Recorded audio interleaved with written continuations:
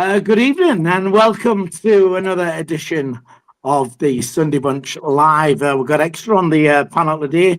Joining us tonight, we've got Mike, Terry, Jacob, and Michael Bowers has returned to come and see us as well. So have you all had good days? Mike, how's your Sunday been?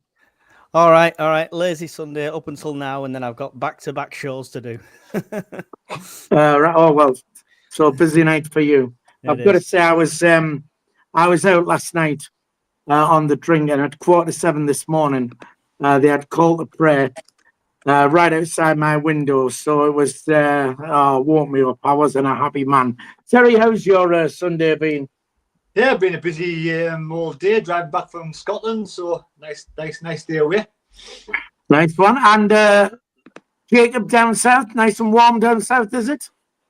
No, not really. Been wet and miserable, to be honest. In terms of my Sunday, hungover, done a lot of sleeping, done a lot of eating, done a lot of watching football. What Sundays are for, really, in the winter. There you go. And we have Michael Bowers with us. Michael, what have you been doing today then? Everyone else's Sunday sounds more interesting than mine. Just went for a walk to get some steps in and then watched a bit of football, and that was it. Although I am doing another show in about 20-25 minutes, so I'm kind of taking a leaf out of Mike's book. How are you doing? All right.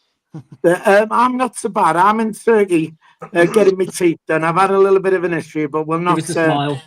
Yeah. Well, my top don't match my bottom at the moment because there was. Anyway, I get the real I am fitted tomorrow. Anyway, we won't go into that. But yeah, so I'm live from Turkey. It's 10:30 here, well past my bedtime. But never mind. I was watching a bit of the football today. I watched the Man City game and Liverpool Man City, and it did make me think. I mean, are we the Man City of the Championship now? I mean, it could be. I don't know. Anyway, don't forget, of course, we are live, which means you can have your say via the live chat if you wish to do so. Already first up there, as he always is Last Farmers Mackham. Loads of people down there. We'll do our best to try and give you all a shout out if we can, and if you want to, like we say, have your say, then please do so via the live chat. So before we get into Friday's game, Sheffield United, we did play West Brom on Tuesday, 0-0, where all the play was all about us. Is up front a bit of a problem for us now? I mean, we were scoring every game, and all of a sudden, no longer. Jacob? The goals have dried up. It's certainly been our main problem at this moment in time in terms of us trying to get 3 points over the line. It's a worry. The form we saw with Isidore from September to October has dried up. He seems to be our main source of goals in this current squad of players that are fit right now. I know Mundell chipped in with a few before, but yeah, it's something we need to address quickly. Otherwise, in terms of if we're going to still be in the automatic race, it's a big cause of concern. Michael Bowers, what do you reckon now? It's up front a problem for us now. It's definitely been more of a problem in recent weeks. I mean, what is it, like 4 goals we've... Hang on, no. Is it 3 goals we've scored in the last, 6 games or whatever it is? Although I don't attribute the Coventry and Millwall games, the troubles in those games, to the fact we didn't score, because obviously we defended really poorly in both of those games. But you know how much I love clean sheets by now, so I won't bore everyone to death with it. But certainly in recent games, yeah, we've had... Against West Brom, we had the play, we had the territory. In the first half, we didn't really create a meaningful chance that I can remember of, to be fair. I think West Brom, pretty much to their credit, kept us out fairly comfortably. And then in the second half, I mean, I thought we had created enough to win it. I thought we created enough within that game to win it. But obviously, you had the Roberts chance, you had the Rick chance, and obviously you had the disallowed goal, which did annoy me, because if Joe Peru's goal for Leeds against us is allowed to stand, then Isidore's goal should be allowed to stand for me. But it's 2 different games. It's 2 different. Well, we're going to get onto that offside goal just next there, Michael. Terry, have we got a problem up front now then? Do you know what it is? It's a game of fine margins, isn't it? And let's face it, it's a very, very difficult week against Millwall, West Brom and Sheffield United. Against Millwall, Three leading tough games. 1-0. Leading 1-0 with seconds to go. If Alexis scores that goal, it's game over. If we defend it better, like Michael says, it's game over. We get 3 points. West Brom, we scored a goal. Some angles, it says Isidore was onside when he scored that goal. Eagle-eyed linesman, so maybe it's an inch offside. Again, fine margins, a good side, West Brom, difficult to beat. We should have beat them on the night. Could have been 6 points. And then on Friday night, you know, if you don't take your penalties, I mean, let's face it, you get an absolutely fantastic opportunity. A penalty. Why isn't the striker taking the penalties? Oh, Terry. Beyond me. Terry. But like I said, it's a game of fine margins. Either way, we could have scored 3 goals in 3 games and won 3 games. Right, we are going to come on to that, Terry. Just very quickly on the chat down here. Emma, as part of the team down here, says as up front not been a problem for years. I don't know. Mike, do we have a problem up front now? I'd like to say no. The West Brom game, we had 18 shots. I know it only says 2 on target, but that's hard to gauge because they just closed us down really quick. And I don't think the problem's shooting. I don't think the problem's finishing. The problem is taking the opportunity and the pace, getting to it. There's none of them quick through balls and you're onto it. We're trying to walk it in every time, going back and forth, trying to find a gap. I don't think it's a problem with strikers. I think it's just gameplay in general. Right, okay. Sam on the chat is saying Wilson's form dried up, but also the support for him as well. So he can't do it alone. Fair enough. Fair point. All right, then. So Isidore scores a goal. We all go mental. We watched in a pub over here. I met up with some Sunderland fans and that, and we were jumping about like idiots. And then it was given offside. Was it offside? Similar as that. I mean, I know. All right, it was offside. It was given offside, but it looked very close for me. Like Terry. No. Simple answer. There you go. No. No. All right. Michael Bowers. Was it offside? If I'm going to go by a kneecap, yes. I do think the correct decision was allowed. But I will say quickly before, because I know you want to ask everyone else. Like I said before, if Joe Peru's goal's allowed to stand against us, then that should have stood. Lack of consistency again. I think where the problem lies. Sorry, Phil, just very quickly. That Joe Peru goal was much more offside than what Isidore's was. Right. And yet that was allowed to stand. I just think I think where we fell short with that is because the linesman was Isidore was the first. He was in front of the man, so the linesman saw Isidore first. I think if it had been behind him, then I think that wouldn't have been given offside. It was so close. Mike? Yeah, I mean, like you were saying there, Philly, it could be human error, depending on which side he is. But I'm kind of with Michael Bowers on this one, where we're looking to get into the Premier League. And when we get in the Premier League, we're going to be dealing with VAR. VAR would have given it offside straight away. It's a scoring appendage that was ahead of the play. So it is offside. Terry, you're having none of that, no? No, clearly onside. I mean, you must be all like watching the wrong game. I'm sorry, but I'm onside. I mean, to be fair, usually you have the advantage to go to the attacker, don't you? So that didn't apply in this instance. I'm just trying that's to how it used to be. That's how it should be. It should be like that. Jacob, was the goal offside for you? It was for me. Just I think if you go by a lot of the offside goals you've seen in the Championship this season, which is similar, going by if it's the kneecap or the shoulder, a part of the body just in front of the person marking the person who puts it in, then yeah, I also go along with Mike as well. We've seen, particularly in the level above it, something we'll have to get used to if we do go up, which is the dreaded VAR. But if we're going by those rules, yeah, offside, the correct decision for me. Larry? I've just purchased some new glasses, and my new glasses say it was onside. Should have gone to Specsavers, Terry. I purchased some from Specsavers. You got those rules. Did you get your glasses? Go and get them. Rose tinted spectacles is what they were. Emma saying VR would have given offside. Dan Wilkes is saying Reggie leaves it too late for the subs. We're going to get on the subs and stuff like that. It'll be a critical time over Christmas. This is Gary Hoyle. But for everyone else, the league isn't won in January. Leeds slipped up this weekend as well. Michael, you want in there? Yeah, just to quickly go off Gary's comment, actually, I think the big thing now is, because yes, we've obviously got to 6 without a win now. I think it's 5 draws and a defeat. But the big thing for me is, critically, we're still not cut adrift of the automatics now. Whether that's the case in a month's time, I don't know. But for me, the main thing we need to be doing now is just keep ourselves in the conversation and then see if January can take us from there, hopefully. Right, okay. Or right, at least so comfortably secure playoffs. Right. We'll wrap the West Brom game up now. But before we do, who was your man of the match in the West Brom game? Because there was a few contenders for me. Michael Bowers? Hadn't really given a thought to man of the match. If I had to say, I think probably just because I thought he ran the midfield and showed how much we missed him, Joe Bellingham. I think in most games he's been running the show in the middle of the park and shown real maturity from last season. And yeah, I think he showed that against West Brom how much we missed him. Right, okay. Jacob?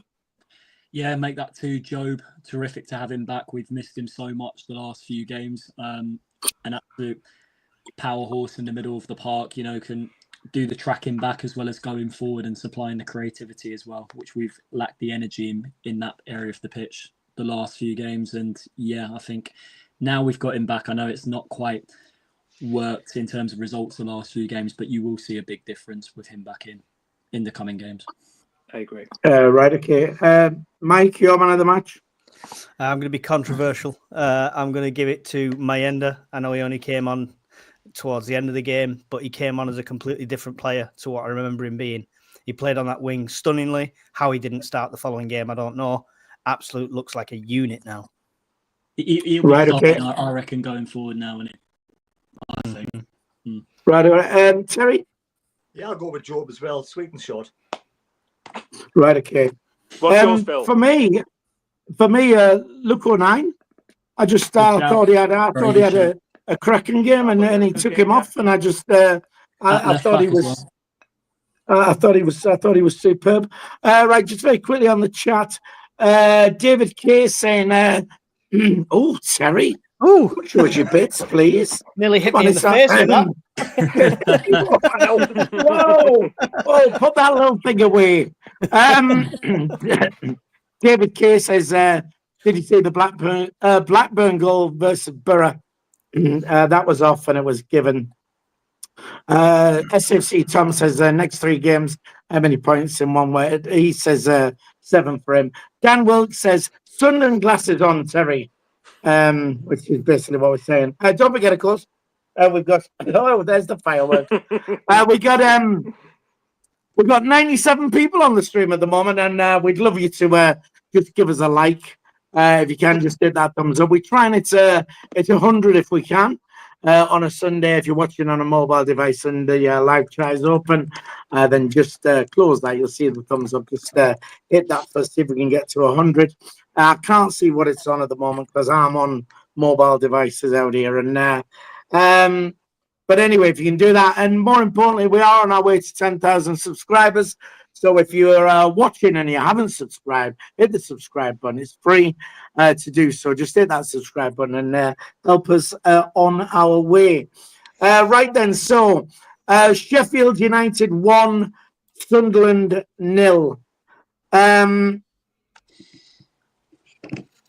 Let's say overall performance first. The whole game, what's how do you think we did, Jacob? Listen, I thought our overall passage of play across the 90 minutes was definitely better than what Sheffield United's was. I thought, speaking to their fans after the game, I thought the result flattered them, to be honest. And I think it was just bitterly disappointing to lose the game the way we did, considering it was 10v10 second half. And I thought we had a lot more energy with the young talented players we had on the pitch to pick them off as the game dragged on into the latter stages. But yeah, it wasn't to be. But in terms of promising signs, that was Tommy Watson's best game so far. he's definitely improved on the physical side of his game as well. He was giving his fullback, the one who was marking him, a real torrid time in the first 45 minutes. Done well to win the penalty as well. So, yeah, that's the main positive we can take from that. But it's disappointing once again that we've come away with nothing, despite playing that well. Right, okay. Overall performance for you, Terry? Yeah, I thought it was a great first half. I thought we completely dominated the match in the first half. I thought it's a game of fine margins. We'll go into the penalty decision. We'll go into the defending decision. But at the end of the day, I think we were the better side against Sheffield United, and it's unfortunate to end the week the way it's ended. Right, okay. Mike, for you? Yeah, overall performance? Exactly the same. I had the mad mistake synced up with Sky Sports for my commentary, and he must have said we're the better team about 23 times in the first half, and he was absolutely spot on with it. And it's just, I think the referee destroyed our game. That's all I'll say. Terrible, man. Yeah. So bad. Right, okay. Just quickly on the chat there, Rooster Coburn says played well against Sheffield United, but I think the substitutions cost us the game. We are going to get onto those. Michael Bowers, overall performance against Sheffield United? I'm glad Mike was the first person to mention the referee and not me for once. But all I'll say on the performance, yeah, I think the first half Sunderland were all over Sheffield United.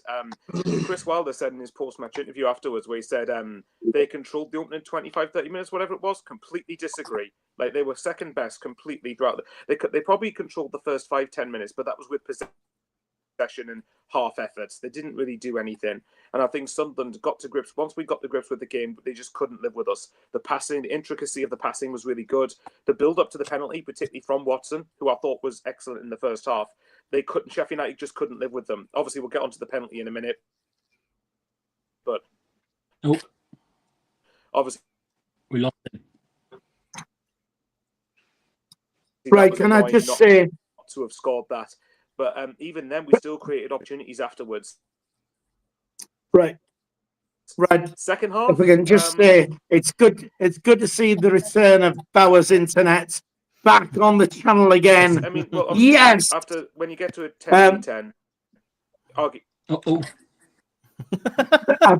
I think we'll all just nod and agree with Michael there. Yes, definitely. Yeah. All right. Right. Just very quickly on the chat as well. Tam says 09 is a liability. What the fruit? Right. Well, somebody else has put 09 has been great. I disagree, saying is a liability on there. As a bubble burst, then. I mean, we've had all these draws, and finally we've had a defeat.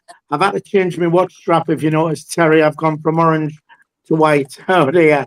And as the bubble burst, just quickly, keep it short, Mike. Oh, go on, Jacob, while you're in there. I think if we don't get a result against Stoke next week, then I think serious questions have to be asked. But I wouldn't hit the panic button just yet regarding what you said. Has the bubble burst? Right, okay. Mike, as the bye. See ya. Right, okay. That's to be fair. Michael did say he had to go, so I'm assuming that was him going. And now Jacob's turned the lights out. Well, there you go, everybody. Right, okay. Just let me stick that on there. There we go. Oh, it's pretty now. So Terry, has the bubble burst? Look, as much as I'm absolutely gutted about this week and how I'm disappointed about the result on Friday, we were playing the best side in the championship. End of the day, the top of the table, deducted 2 points, and they're still top of the table. So they are, at this moment in time, the best side in the championship, and we outplayed them for the majority of that game. So for me, the bubble has burst. Not just yet. There's just some tinkering and some better decision-making needs to be done with the team.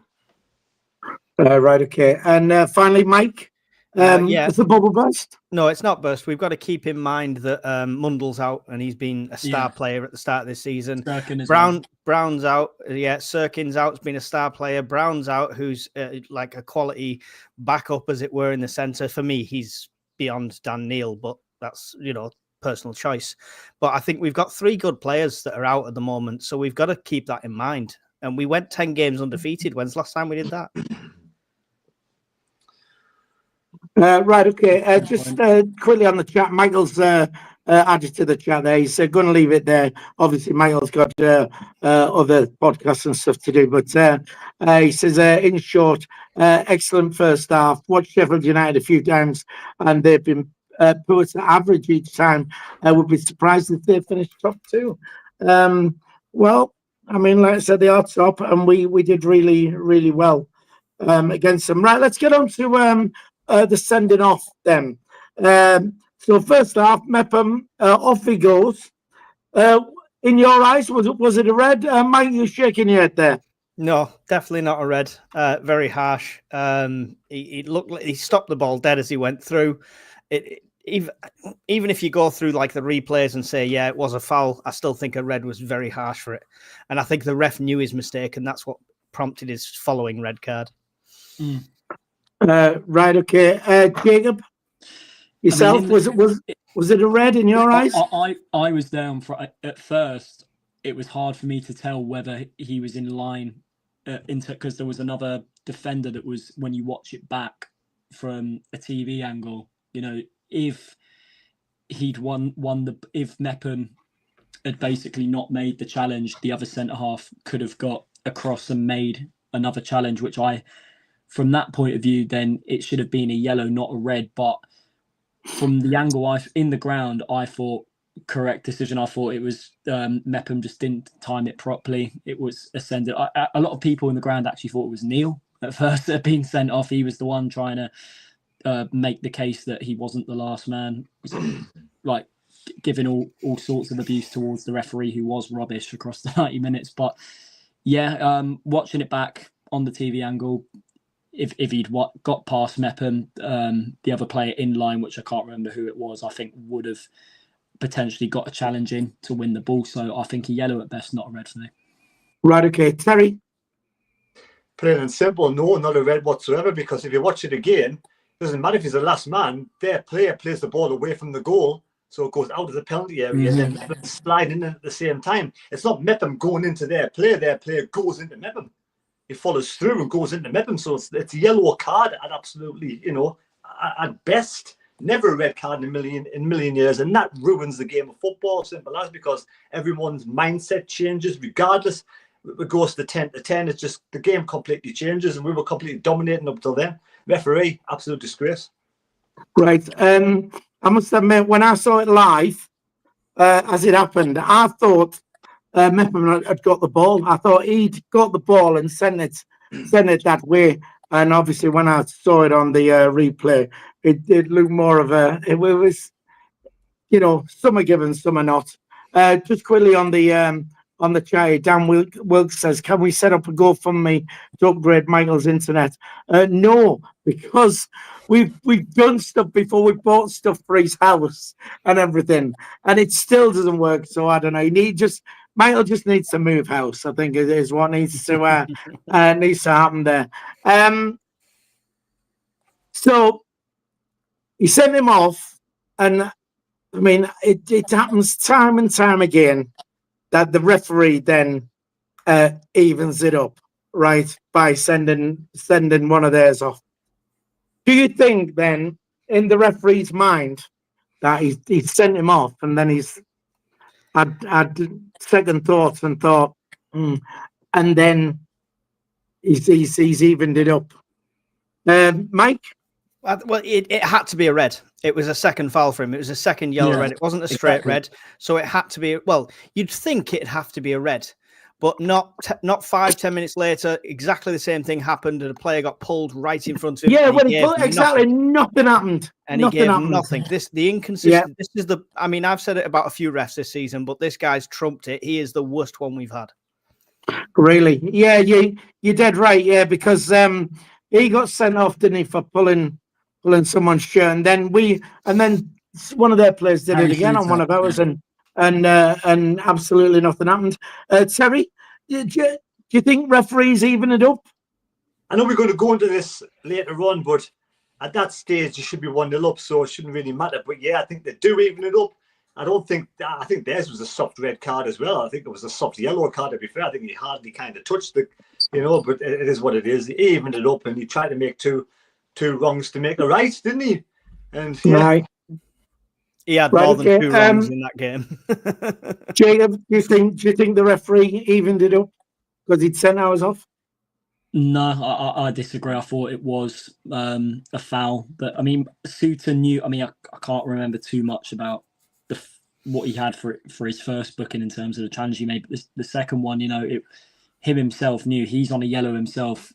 It was a stupid decision on his point of view to make the foul that he did. Right up, Chris Wilder would have been absolutely fuming at him that he did that, which would have scuppered their chances tactically second half. Well, it turns out it didn't in the end. I know it was 10v10 and they won the game, but it would have made it a lot more difficult for them. But yeah, they took their chances and we didn't, despite the advantage.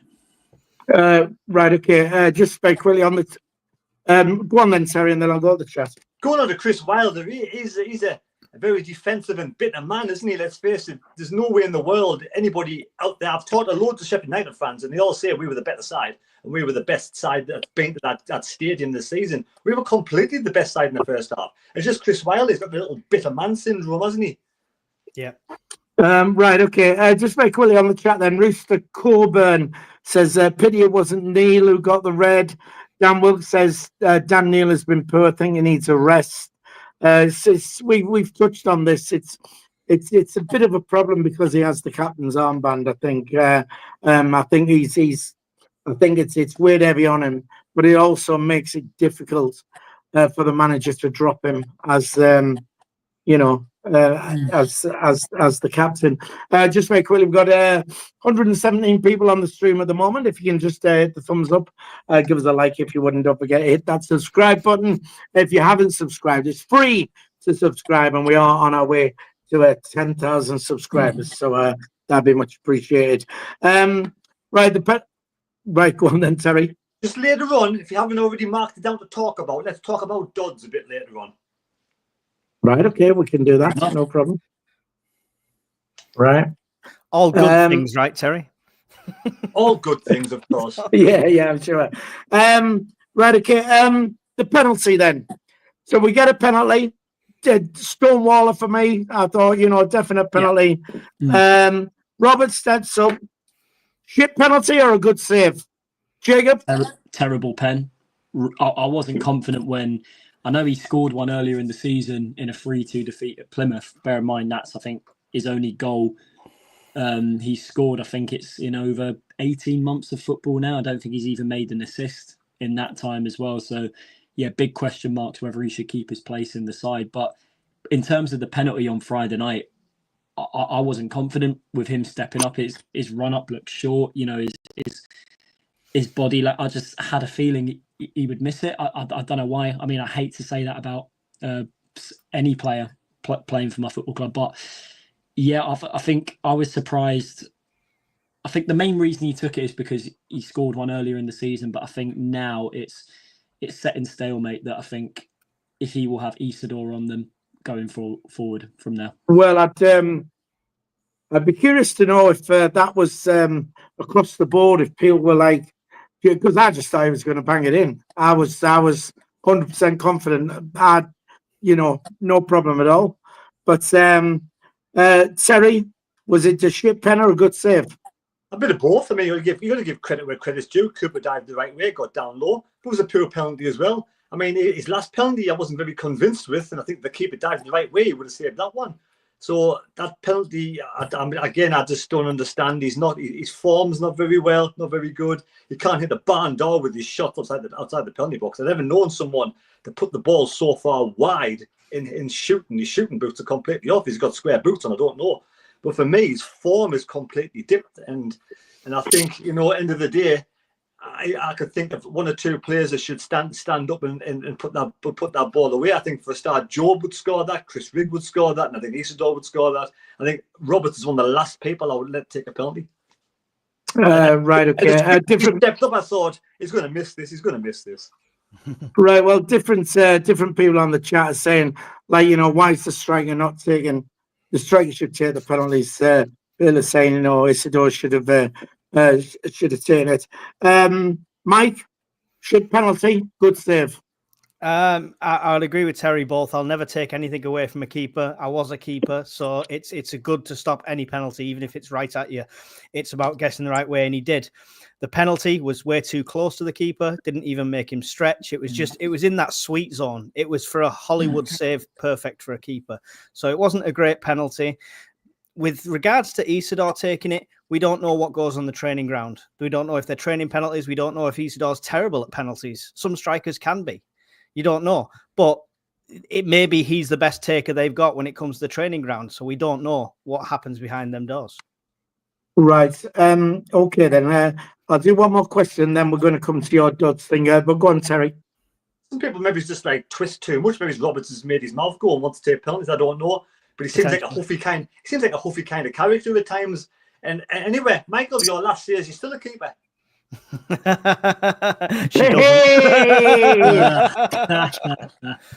It's funny because our lass says I'm not a keeper. I don't know what that means. I think she must know that I'm a winger. Right. All right. Well, yeah, winger.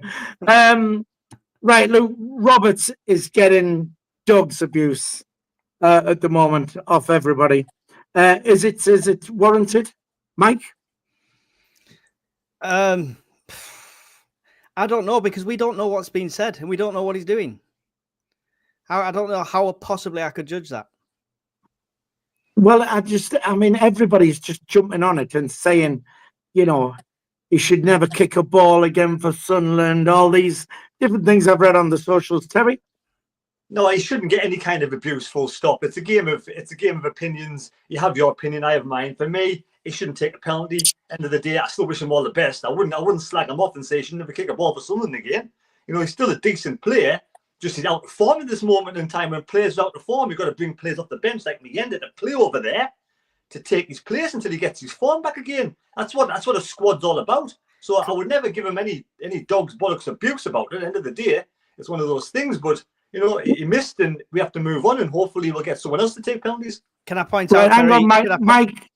Sorry. Well, Jacob was waiting to come in first. I'll get Jacob in first, and then you can go on. Listen, I partially agree with what Terry says. In terms of if the abuse gets personal, no, I completely agree with that. It's unacceptable. But at the same time, Labrie keeping him in the starting lineup at this moment in time is not justifying the situation at all. In terms of him looking to get back to what he was in that first championship season, when he had Ahmad next to him. That's what I've just said there is what's summing it up. There's no decent player to play with him in that front three that he can link up well with. But at the same time, his stats have not backed up backed up his performances. Like I said, not a single goal from open play or an assist. I think it's in over 18 months of football now. That for me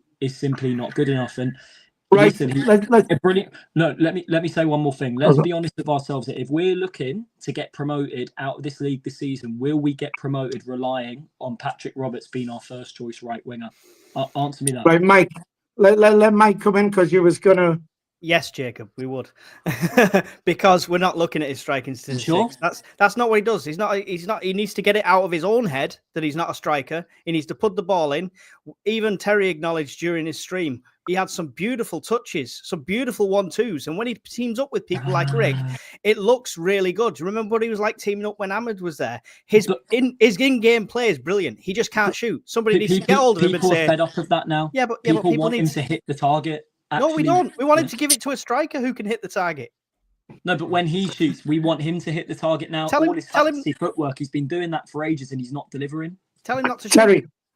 Terry. I don't want him to shoot. I want him to go down the wing and put the ball in the box. Yeah. I don't put inside and do these wild shots from outside the penalty box. Yeah. And if Roberts is playing, it's not Roberts' fault. It's Regis Labris's fault that Roberts is playing. If Mienda is better, then Mienda should be starting. So I'm not going to criticise and slag off Roberts for him playing. it's the coach that's playing him. But for me, I want him to do, to get some balls in the box. Like Hume put some lovely balls in the box the other night. That's what I want from Roberts as well. Because Isidore was so close to, you might get 3 sniffs a game, but he's so close at scoring. If Roberts does that time and time again, he might start scoring goals again. Mm-hmm. Right, okay. Just very quickly on the chat. Thomas says, no excuse to keep starting Roberts. SR4Q. I'm hoping it does not, but missing a penalty will impact his confidence in the following games. I'm a big fan of Roberts. What annoys me more than anything is people have started saying there's no end product. But like you say, he's not. He's there really to put the ball in. He's on that wing to put the ball in for the strikers and do that. And I just think he's having a dip in form. But the thing is, because Mayenda is doing so well, there's no excuse now that Mayenda shouldn't be replacing Roberts.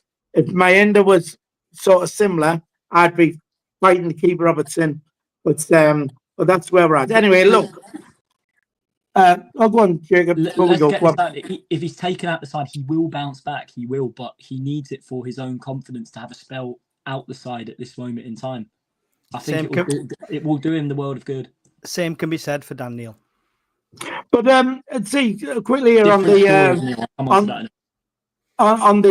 the chat, Rooster Coburn, for fuck's sake, he's saying Meander's had one decent game. No, he hasn't. He's every time when Meander's come on, he's done brilliant. Since coming back from his injury and that, Terry. Before he got injured, he was brilliant. Yeah. Before he got injured, he was one of the best. But he had to spell out, didn't he? Every time he's played, he's done well. So on Friday, it was blatantly obvious after first 5-10 minutes of the first half, Roberts wasn't getting any of the ball whatsoever. He was completely out of the game. That was the time to bring on Meander to take Roberts off on the right hand side, because we were just going down the left with Tommy Watson all the time. We needed to have both sides going, and I kind of liked. At the time, I kind of liked Ballard with Hume and Luke 9 as the 3 centre-backs with the 2 wing-backs. We just needed Roberts off and put Meander on. Fresh pair of legs. He's strong and he drives forward. He's direct and players kind of bounce off Meander. Yeah, he did come back from injury with about 3 pounds of extra lean muscle, didn't he? He looks like he's stocked up. Right. Let me quickly go to the chat then. Katie Ann says, since Robert signed a new contract, he hasn't been good. Mundell is a miss. That's from Dan Wilkes. Glyn Jones says Patrick Roberts would get in most championship teams despite his form. Lee Little says, I think Mundell will replace Roberts. And he said Mundell will replace Roberts and Watson will stay on the left. Right, before we go any further, we do want to have a word from our sponsors, if you don't mind. So they are football prizes. Doing a fantastic prize giveaway at the moment, and you can still enter by buying a ticket. There's a link in the description below, and here's me to explain it all to you. Hello again. We are back to tell you about another fantastic competition, which is run by Football Prizes, which is our sponsor of SAFC Fan TV. The prize this time that's being given away is a signed and framed Job Bellingham shirt. Now, it's in a very special frame this time. LED lights, it all lights up. It's all sparkly and shiny and just lovely. Nothing you can buy in the shops. It's an ideal present for Christmas if you could win this. Ideal present for a massive Sunderland fan. Also, there are 15 instant win prizes as well. Football shirts in there. Look, 9 signed shirt. Patrick Roberts signed shirt as well. And like I say, instant win prizes you can get there. The competition closes on Thursday, the 5th of December. So make sure you get your entry in as soon as possible. There is a link in the description below. Make sure you enter the competition now. You've got to be in it to win it. And once again, a massive thank you to Football Prizes for sponsoring SAFC Fan TV. Thanks, Philly. Very good of you to tell us about that. Right. What we're going to do now, I was going to mention about Mike Dodds. I wanted to have a chat about. Terry, come on, over to you. What do you want to say about Dodds? I want Raiders the Bree to be his own man. I want him to make his own decisions, and I want him to bring his own style of play and everything to the side. I've noticed recently, over recent weeks, and more happening is that Dodds seems to be in his ear more and more, barking instructions or giving him, I don't know what it is, but he seems to be mouthing off quite a lot. And I want him to sit down and not be involved in anything to do with substitutions, to do with style of play. He's had his turn, he had his go, and he couldn't do it. I want to take a back seat, do the coaching. He's obviously a good coach, do his thing out on the training pitch, but when it comes to the touchline, sit down, shut up, and let Regis the Bree manage this team, for crying out loud. It's driving me nuts. But earlier in the season, wasn't Mike Dodds in Reggie's ear? And he was sort of like, it looked like he was just ignoring him. Because, but I mean, we have said, though, you know, we don't know how good Mike Dodds is as a coach, you know, on the training ground. We know he's a shit manager, but you know, it's. I mean, let's face it. You know, things are going well with the team. The young lads are improving. The gameplay is quite good. He's obviously doing something good in the coaching side of things. He's clearly a good coach. He does a good job. But for me, when it comes to like the touchline and decisions with substitutions and whatever goes on, whether it's formation, changing players around, he needs to just, if he's at all involved in any of that, he needs to just shut up and let the head coach do his job. Let him bring let him be his own man. As far as he needs no interruption from Mike Dodds or Proctor, both of them. Sit down and just shut up. Right, let's move on to substitutions in the game. Your thoughts on the substitutions, the Sheffield United game, Mike? The substitutions, he's just leaving them late, isn't he? Each time. I don't see I've not had an issue yet with who he's replaced with who. I've seen why he's done it each time. It just feels like it's 10, 15 minutes too late. So, yeah, I have no problems with his subs. It's just all about the timing. And just for the record, I've just bought me ticket for that Job thing for Football Prizes. Good lad. I must admit, I buy one every time there's a competition, and you win instant. I've won a couple of instant prizes and stuff like that. But I know of two of our viewers already who've won signed shirts. So, you know, it's a good chance of winning some good stuff. Jacob, substitutions for you? Is it the same again? Just the timing of them?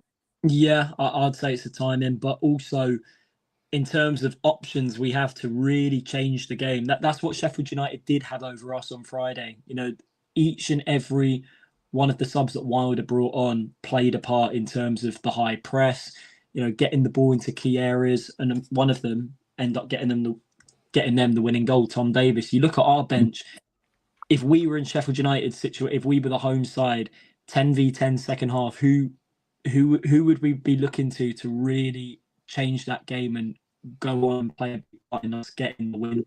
I'm looking at the players we had. This is where the area we need to address in January. What game-changing players have we got on our bench really that can make it? I mean, Mayenda did. If you take out Mayenda had another brilliant performance coming on out wide, but the rest: Al-Shish, Connolly, Rushin, Alexic. I don't think our bench is that bad. I really don't. And it's only now because we've had the injuries and stuff like that. But I don't think it's that bad at all. Just very quickly, Rooster Coburn Oh, and it's disappeared now, so I can't see it. Anyway, Dave Cummins on there, which is Dave the Rave. He's had his say again, and he says, we poor on Friday, Sunderland next, Sunderland v Stoke. We are Sunderland. Work that one out yourself.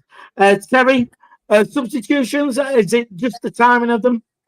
Yeah, we kind of wait too late, don't we? I mean, let's face it, it was plain as day. I was saying it for 15 minutes before he changed it at the end. It needs to come on. Roberts needs to be taken off on the right-hand side. At the end there, like I say, it brings something different to the player altogether, and he can get balls in the box for Isidore, you know, where Roberts is a bit more greedy. He'll keep it to himself and try and go for the odd shot. So I think Mienda should have been on 15 minutes earlier than he should have. And the rest, you know, we got Alexic's probably a player for next season, and it's just we just seem to be unfortunate with injuries, you know, because like say Brown's have had injuries throughout the whole of his career, and then he comes to suddenly gets a broken leg, a broken bone, and then you've got likes of you've got Mundell with his hamstring problem, but we seem to have a very good we've got a very good what do you call it, conveyor belt on the left hand side, because Tommy Watson for me was absolutely fantastic. What a performance that he put in. It's just, I'm so proud of that lad. It was amazing, his best performance so far this season. Right, okay. Another thing I want to say about it. At the end of the game, Sheffield United celebrating like they'd won the championship. Does that suggest to see us as strong promotion rivals? The fact that they celebrated like they did, you know, we should take a positive from that and say, you know, we must be damn good. Probably the best side they've played at their place so far, which is probably why they celebrated. Do you think so, Terry? Look, I haven't got a problem with anybody celebrating a victory. End of the day, we'd celebrate like out if we got a victory. It's just those who take loads of photographs, team photographs at the end of the match. That's a bit daft, isn't it? Really, let's face it. Yeah. I'm with you. I get you. I know what you're saying. I know where you're coming from. Right, fair enough. Mike? Yeah, Terry's right. Them kind of photographs are the ones that come back to haunt you. If you're taking a picture saying we've gone top of the league before January and then you finish near relegation, they're going to come back to haunt you, them pictures. I like it. I like it a lot. Jacob, them celebrating like that. I mean, we was in the pub and we said straight away, look at the state of them, man. You'd think they'd won the league and all that. And it's funny because then it got mentioned in our group chat. Somebody brought it up as well. But Jacob, is it a good thing? Does that say to you that beating us was a big thing for them? Oh yeah, it was a massive result for them, considering that we were on top of them for the majority of the game. Battered them.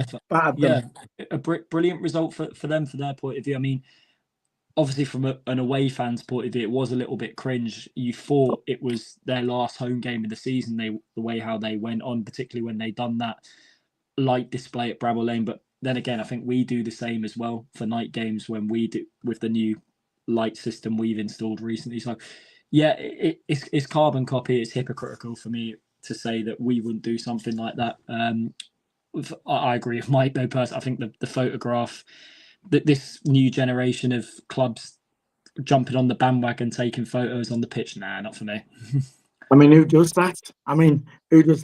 In the change room and all that? In November. The shift on a Friday night, it was weekend. 130 people at the moment on the stream. If you can hit the thumbs up, give us a like, please. We'd like to get to 100 if we can. SAFC Tom says 26 people hit the like for Terry to sing us out with wise men say, apparently. So just 25, please, if you don't mind. Just hit that like button. Right, because we are going to be pushed for time here, so I just want a straight yes or no on this. Was Anthony Patterson at fault for their goal? Jacob? Yes. Terry? Should have done better. It was straight at him. The shot was literally straight at him. No, it should have been Jacob before then.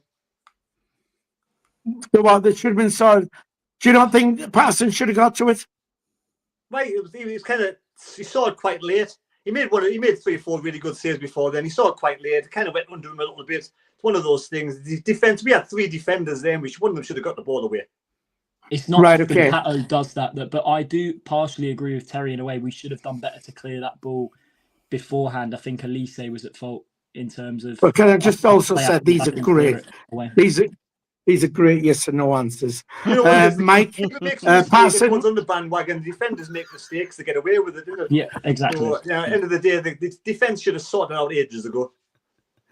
Mike, you might as well have your say. You're saying he wasn't at fault for it, no? No.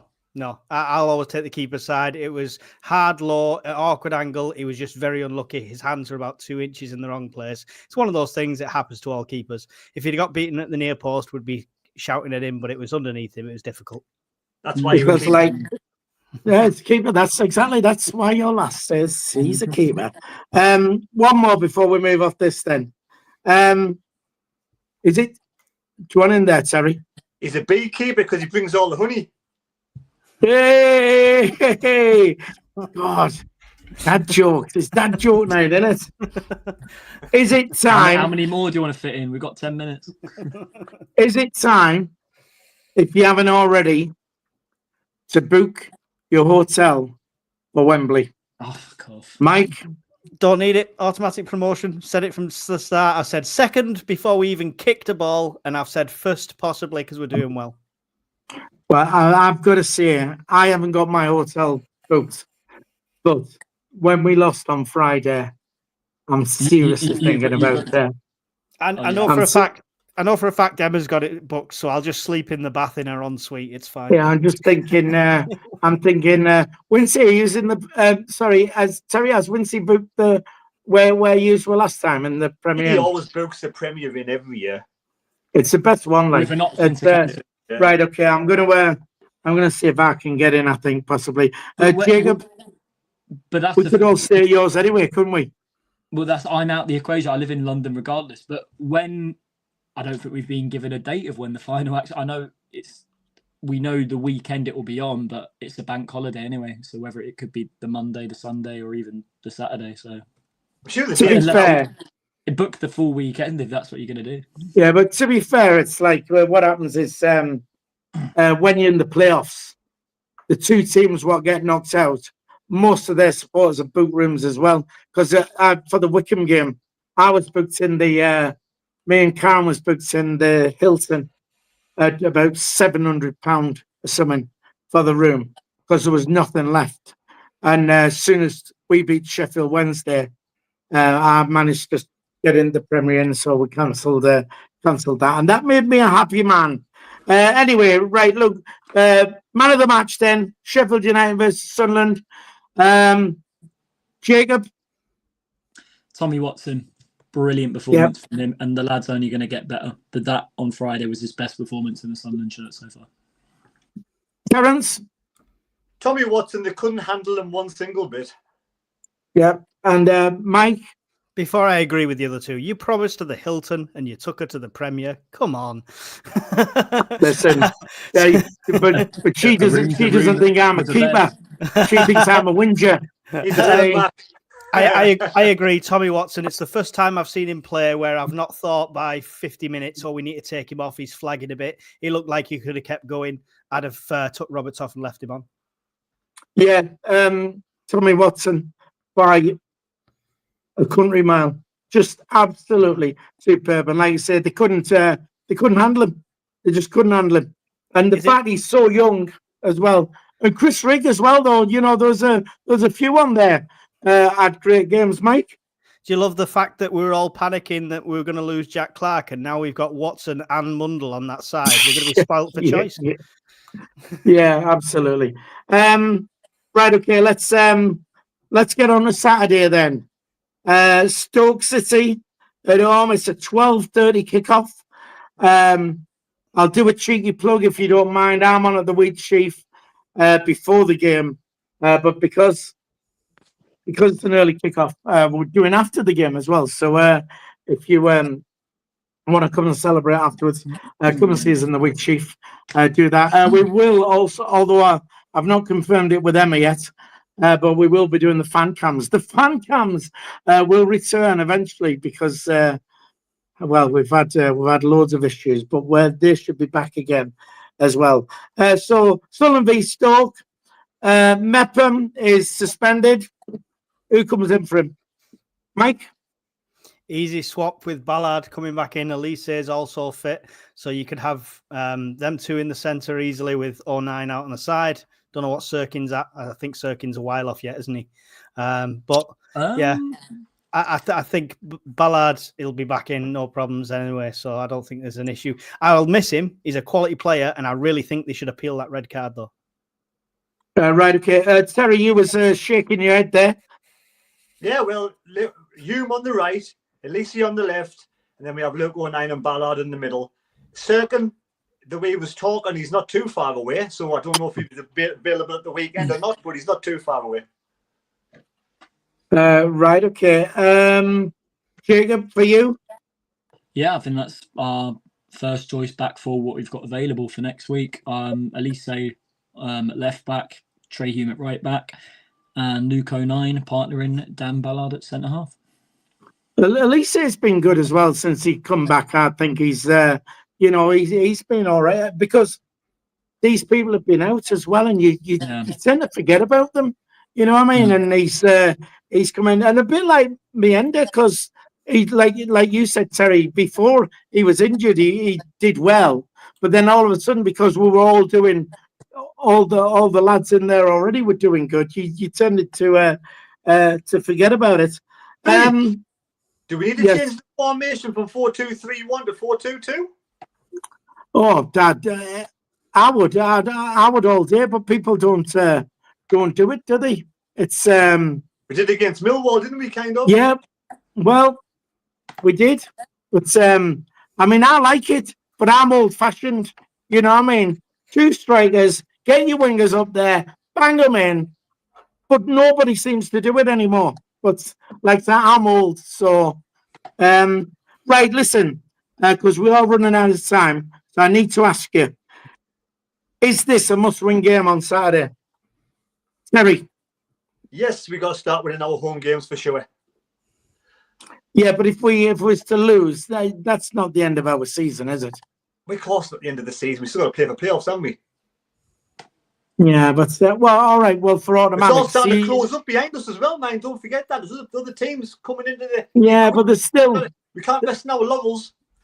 Yeah, but there's still there's still nobody at the top grabbing it. I mean, you know, Sheffield United were lucky. Leeds go and lose. They could have gone there. You know, Burnley had a bit of a crappy run there, but they had a good. Go on, Terry. I want to give credit where credit's due. Sheffield defended really well. They've got a good, solid defence. They know how to defend the ball. West Brom defend really well. So we need to start keeping clean sheets. That's why I'm going to go for a 3-0 win against Stoke. Sunderland 3, Stoke 0. Oh, we're on predictions already. I'll come back to you on that. Just like, oh no, I can't read it there. Jacob, is it a must-win game?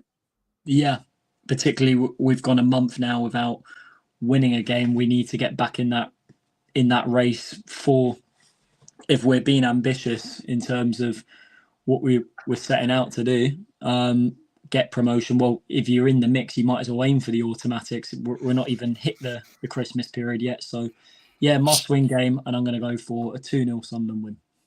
Right. Oh, why are you doing your predictions, man? I've not even asked you. Terry started it. I know he started it.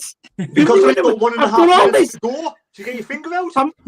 I'm here on holiday. I've done all my plans, and you just blow me out of the water. Mike, is it a must-win game on Saturday? Yeah, it's we've hit that loss now. We've had that unbeaten run, but Stoke are a mid-table team as it stands at the moment. Similar to us, they've drawn 3 and then lost 1. I think we are the better team. We proved that in our last 2 games, despite the results. So as long as we go out and do the same sort of game plan, I think we'll smash it. Do you want my prediction, Philly? I may as well carry on. No, I don't want your prediction because I need you to ask them first. I've just noticed, by the way, how white my top teeth are. Anybody watching? These are not actually my proper teeth. I get them tomorrow. They'll be a better color. So don't think I'm like all that. All right. Right, let's do your predictions then. Terry, what do you say? 3-1 to Sunderland. Oh, you changed that. No, I meant 3-0. I know. It's 3-0. I'm taking the piss. Yes, 3-0. I've already told you. Are you gone deaf? What? Jacob, what's your prediction? 2-0 to the lads. 2-0 Sunderland. Mike? The ultimate comeback, 5-0 thriller to Sunderland. Good lad. That's what I like. Right, well, I'm going to go for 3-1. We'll do that, and hopefully everything's going to be all right. Look, that's it. Terry, we're out of time. Philly, sorry, you did a plug. Can I mention we will have a match commentary at 12:30 on Saturday? Absolutely, you can. So just catch up with that on that. And so if you just want to say bye to everybody, lads, if you would. Oh, hang on. Oh, I've lost. Mike, just say bye to everybody. Bye, everyone. Don't forget, like, subscribe, grab somebody else's phone, make them subscribe, get us up to 10K. Good man. Terry? Goodbye, everybody. Don't forget SAFC Fan TV live stream on Saturday at 12 o'clock with Mike. Fantastic. And Jacob? Save the best till last. See you later, everyone. Hope you have a solid week in the build-up to the Stoke game. Don't forget to like, share and subscribe. And as I always say at the end of every Sunday bunch, keep the faith. Keep the faith. Right, okay. There's the fireworks going. Yeah, there we go.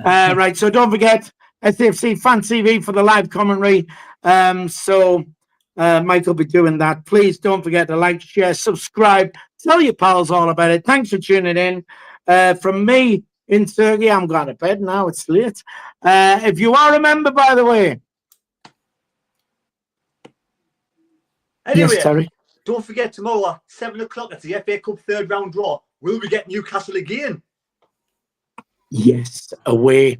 Good point. Good point. I want potential live stream. Who knows? Yeah, well, I want. I'll just be landing into Newcastle, so I'll miss it live. But I'll watch it. Right. Don't forget, if you remember, your name will be on the credits as they come up. So look for that. Thanks a lot. See you all soon. Bye.